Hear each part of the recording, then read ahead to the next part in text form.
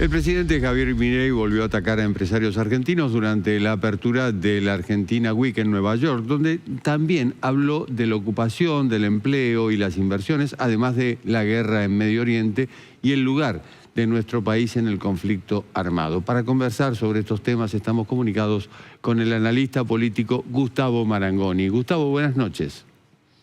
Hola Jorge, buenas noches, muchas gracias por la comunicación. Al contrario, es un gusto.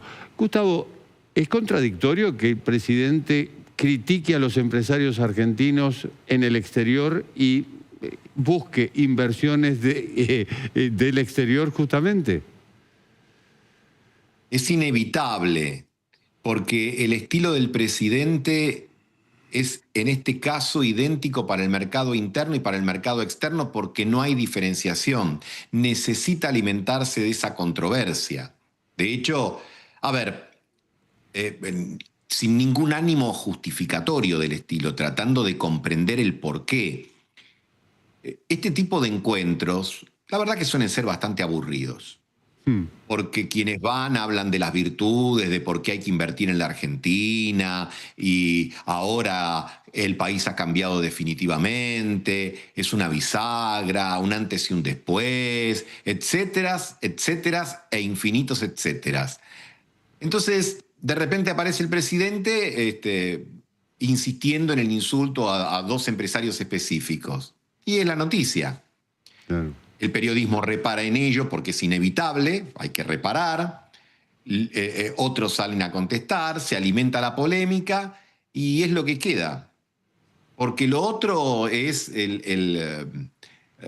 la cantinela, se decía antes, ¿no? De siempre. El rosario de intenciones, la promesa de inversiones, los condicionales respecto a que si esto sigue por este camino, seguramente la Argentina alcanzará.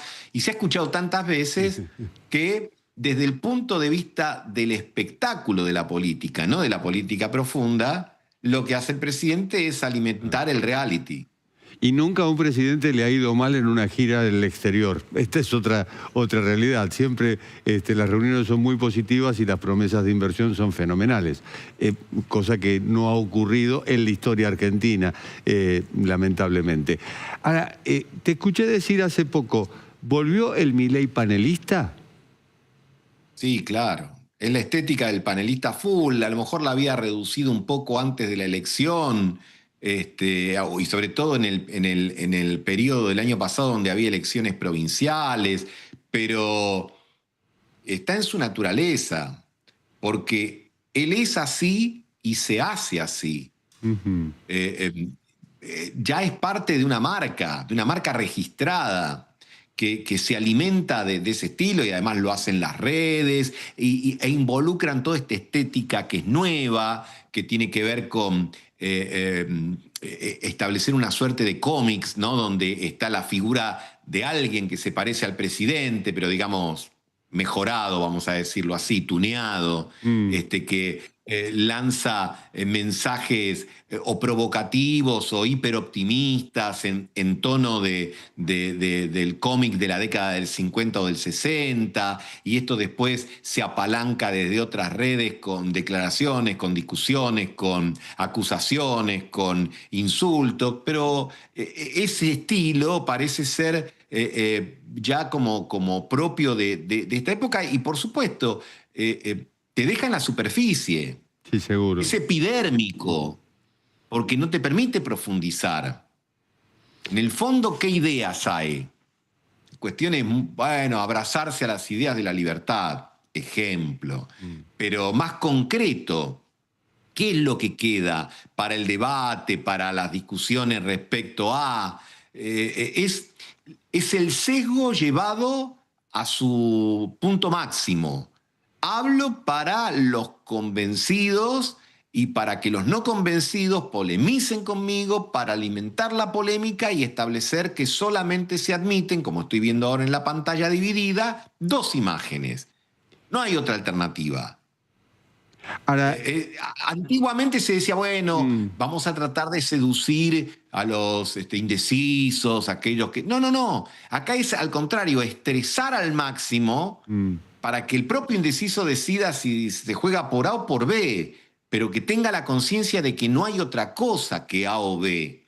Y tiene una ventaja coyuntural, habrá que ver si esa ventaja llega al 2027, es que su 40%, que es más o menos lo que le dan las encuestas de imagen positiva, está unido alrededor de su liderazgo, y que el otro 60% de insatisfacción está dividido entre distintos, ni siquiera liderazgos, facciones, confusiones, etcétera. Entonces creo que el presidente es plenamente consciente de eso y busca acelerar ese tipo de discusiones, porque además, dicho sea de paso, si uno estuviese parado en la vereda del oficialismo, diría es mejor hablar del empresario dueño de FATE y no de los 920 despedidos, ¿no? Claro.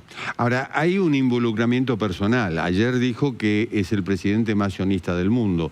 Por otro lado, involucró también a la Argentina, diciendo vamos a ganar la guerra. Irán es nuestro enemigo. En cierto modo, esto no lo hace otro presidente, otros presidentes que han estado inclusive en estos días en Estados Unidos. ¿Tan necesario es ese sesgo pro-norteamericano, más allá del apoyo que le haya dado Trump para las elecciones? Sí, porque es parte de la estética del exabrupto y la exageración, de la desmesura. Es una estética. Cuando digo desmesura, y alguna vez lo hemos conversado, creo, Jorge, lo estoy diciendo en el sentido estricto que lo plantea el presidente. El presidente cree que la mesura es tibieza, que la mesura es el atributo de los dirigentes que llevaron a la Argentina a la situación de crisis y decadencia. Y por lo tanto, lo que requiere la Argentina es desmesura. Desmesura en el sentido de jugar todas las fichas a un número. En este caso, no a una nación, no a la política de Estado de los Estados Unidos que no existe, sino a la política del presidente actual de los Estados Unidos de manera total. Y uno, si tuviese aquí un representante de La Libertad Avanza en la pantalla, diría, bueno, mal no nos fue. Cuando los necesitamos nos apoyaron. Salió Besen el año pasado al rescate del soldado Ryan, cuando las elecciones de octubre tenían un pronóstico reservado. Entonces, desde el punto de vista de la eficacia de corto plazo, podría decir la desmesura paga. ¿Por qué no seguiríamos insistiendo en eso? Ahora, no se puede ser desmesurado en un aspecto y mesurado en el otro. La desmesura sirve para la política exterior, sirve para la política interior, sirve para referirse... Lo hemos visto en el mensaje de la Asamblea Legislativa. Entonces, quitémosle al concepto de desmesura cualquier carácter peyorativo. Después el que lo quiere usar peyorativamente, que lo utilice. Pero la conducta del presidente en la Asamblea Legislativa también estaba teñida por la desmesura. Entonces, esto no es espontáneo. Esto es estudiado, más allá que, insisto, la característica biográfica, emocional, personal del presidente le facilita la tarea. Claro. Porque a lo mejor si vos tomás a otro político más estándar y le decís, mirá, tenés que ir y gritar y acusar e insultar y polemizar, te va a decir, pero yo no sé, o a lo mejor lo intento y no me sale bien. Bueno, a él le sale. ¿Por qué? Porque de alguna manera está en su naturaleza. Eso decía antes, es y se hace. ¿Hay un límite entre la política y la religión que veo que lo ha traspasado, sobre todo por la religión? Bueno, la política en los últimos años, sobre todo desde el cuadrante de la derecha, se vuelve a apoyar en la religión porque es una religión, porque predica absolutos. La religión predica absolutos, lo cual es absolutamente razonable. Sí. Nadie predica una religión cualquiera sea esta y diciendo Dios puede existir o quizás no. O quizás no. Y tenés los 10 mandamientos, pero podés elegir entre cumplir los pares y no los impares. No, la religión es todo o nada, crees, es un acto de fe, de arrojo, de un salto al vacío de la fe, e insisto, en los términos teológicos es absolutamente comprensible. La política racionalmente entendida es todo lo contrario. Claro. La certeza en la política, y sobre todo la certeza abrazada con carácter religioso, te lleva por lo menos a una posición intolerante. no digo autoritaria porque sería exagerado plantear que en la Argentina hay autoritarismo, porque se ejercen las libertades y nosotros podemos estar hablando aquí, no solo aquí, sino en otros lugares, sin temor a que nos golpeen la puerta y nos digan, señor, nos tiene que acompañar. No pasa eso. Pero sí hay una intolerancia que también es estudiada y que requiere de esta suerte de mixtura con la idea de la religión y con la idea que el presidente insiste de manera permanente de que la cuestión es moral. Bueno, nada más alejado de la política, porque plantear que una cuestión es moral es plantear una cuestión entre el bien y el mal. Entonces, una cosa es que yo, hablando con vos, te diga, che, Jorge, a mí me parece que lo que vos decís no está en lo cierto. Y la otra que te diga, mira, Jorge, vos sos un personero del mal. Claro. La anulación, Por supuesto, la anulación del contrario, otro. yo soy el bien. Se entiende, la anulación del otro. Que es, Sí, pero la desacreditación, el hecho... Ahora, quiero ser puntual en esto. 30 años atrás, 40, 50 años atrás, esa conducta era una conducta que tenía consecuencias terribles. De hecho, la Argentina está a punto de celebrar el 50, conmemorar. exacto. Perdón el grave lapsus.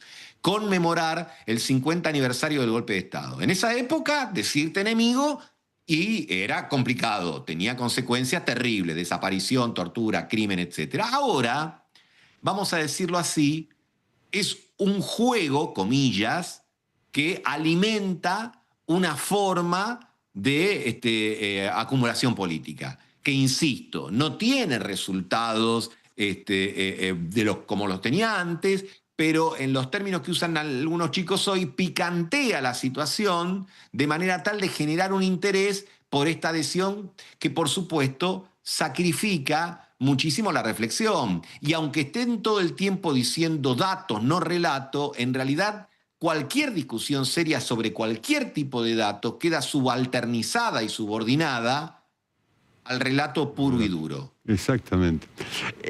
Enfrente tiene lo mismo. Bueno, relativamente, porque no por virtud, sino por confusión. Porque no tienen algo tan sólido más allá que el rechazo, que no es poco. Vos decís, bueno, esto no me gusta. Bueno, ok, pero frente a lo que no te gusta, ¿cuál sería lo alternativo? Lo que tiene, no solo en la Argentina, sino en otras geografías, esta suerte de resurgir de la derecha en el sentido como ellos se autodenominan. Yo a lo mejor lo denominaría de otra manera, pero hacen el derecha fez o hablan de la derecha tal. Entonces, lo que tiene esta época del discurso de derecha, bueno, pues tiene que ver con la reivindicación de este estilo, de esta estética, y los resultados parecen acompañar. Y esto va muy anclado en el término de las emociones, en el término de plantear las situaciones en términos de amor-odio. No odiamos lo suficiente a los periodistas. ¿Vos te imaginás 10 años atrás un político que dijera eso? Pero, escuchame, lo tiraban de la roca Tarpeya, como decían los romanos. No, pero además la palabra odio era políticamente incorrecta. Es decir, no absolutamente. Se podía usar ese tipo de expresión. Ante el agotamiento de lo anterior, surge esto con una prédica que está vinculada en lo que acabamos de señalar recién como características salientes, y del otro lado en parte hay como una incomprensión del fenómeno, porque vos decís, che, ¿cómo hago? ¿Por dónde lo agarro? Si le respondo en los mismos términos, soy un espejo que de alguna manera lo confirma al otro en seguir, sin tampoco tener yo una narrativa convincente. Exacto. Si soy, entre comillas, moderado y digo, bueno, pues esto es una barbaridad, parece que carezco de la capacidad de llamar la atención. Porque una conversación, una discusión en los términos, si se quiere, argumentativos, hoy comete el peor de los pecados. Borges decía, el peor de los pecados es no ser feliz. Bueno, el peor de los pecados en esta época sería no ser divertido. A mucha gente a lo mejor le atraería más que vos y yo en este momento estemos diciéndonos barbaridades y acusándonos de vaya a saber qué cosa y amenazándonos, te encuentro en la calle y digan, che, ¿viste Canal de la Ciudad? ¿Vos viste a Jorge, a Gustavo discutiendo? ¡Ay, qué bárbaro! ¿No? Y vos decís, ¿pero de qué discutían? Ni me acuerdo. No, no importa. No, claro. ¿Qué importa? Claro, claro. Uh-huh. ¿No? Entonces, es una época que en algún sentido es frívola en tanto a lo superficial. Hay un enaltecimiento de la frivolidad. Uh-huh. Es un mérito la frivolidad disfrazada con el barniz de lo auténtico. Digamos, yo te insulto y no faltaría quien diga, mira, lo insultó, pero viste, es auténtico, Gustavo. Le dice lo que siente. Hoy lo que se siente es más importante que lo que se piensa. Es más redituable que lo que se piensa. Y ojo, nos podemos poner de acuerdo para insultarnos y para que esto trascienda. Evidentemente, eso también puede funcionar.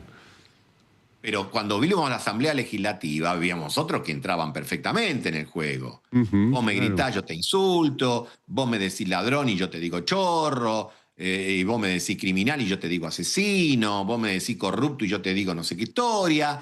Y bueno, está bien, no está bien en el sentido no ético del término, pero digo, medido en términos de resultado, hasta acá, bueno, parece que le rinde, le garpa. La pregunta es, obviamente, ¿hasta cuándo? Porque siempre el abuso de un artefacto político, de una prédica, en algún momento cansa y aburre. No pasa en las reuniones familiares. Siempre está el que cuenta chistes y a la 10ª reunión le decís, basta de los chistes porque ya los escuché, porque ya no me causan gracia, o de las anécdotas. Te conté la anécdota cuando estaban... Cierto. Cuando yo era pibe nos aburrían con las anécdotas de la colimba, ¿viste? Te conté cuando... Uy, decía, ya me lo contaste 50 veces. Pero no siempre es así, no siempre aburre. Cuando comienza algo es disruptivo, novedoso, fresco, renovador.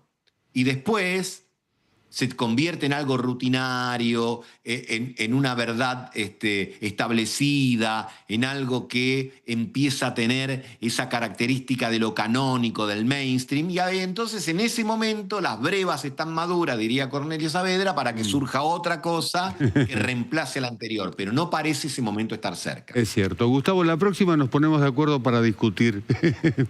Sí, la próxima le decimos a la producción que nos vamos a decir algunas cosas así muy agresivas. Así levantamos el rating. Muchísimas gracias por este ratito con nosotros. Un fuerte abrazo. Fuerte abrazo para vos. Gracias.